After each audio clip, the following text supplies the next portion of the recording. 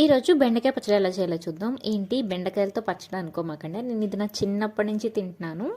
అయితే చాలామందికి తెలియదంట, సో మీతో షేర్ చేసుకుంటున్నాను. ఇది ఫస్ట్ ఆయిల్లోకి పచ్చిమిర్చిని వేసి దీన్ని మూత పెట్టేసి మంచిగా ఫ్రై చేసుకోండి. ఇప్పుడు ఇందులోకి కొంచెం ఆవాలు, జీలకర్ర, మినపప్పు, శనగపప్పు కూడా వేసి కొంచెం అవి కూడా ఫ్రై అయిన తర్వాత దీని మొత్తాన్ని మిక్సీ జార్లోకి తీసి పక్కన పెట్టేసుకోండి. ఇప్పుడు అదే ప్యాన్లోకి ఇంకొంచెం ఆయిల్ వేసుకొని అందులోకి బెండకాయ ముక్కలు కూడా యాడ్ చేసి దీన్ని కూడా మంచిగా ఫ్రై చేసేసుకోవాలి. ఫ్రై చేసేటప్పుడు మధ్యలో కొంచెం చింతపండు కూడా యాడ్ చేసుకోండి.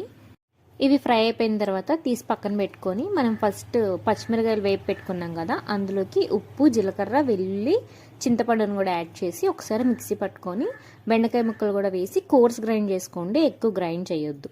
ఇప్పుడు పోపు వేసుకోవాలి. ఆయిల్లోకి వెల్లుల్లి, పోపు దినుసులు, ఆవాలు, జీలకర్ర, మినపప్పు, శనగపప్పు, ఎండుమిర్చి, కరివేపాకు వేసి ఇదంతా కూడా ఫ్రై అయిన తర్వాత మనం ఫస్ట్ పేస్ట్ చేసి పెట్టుకున్న బెండకాయ పేస్ట్ ఉంది కదా, అది కూడా తెచ్చి ఇందులో వేసి కలిపేసుకోండి.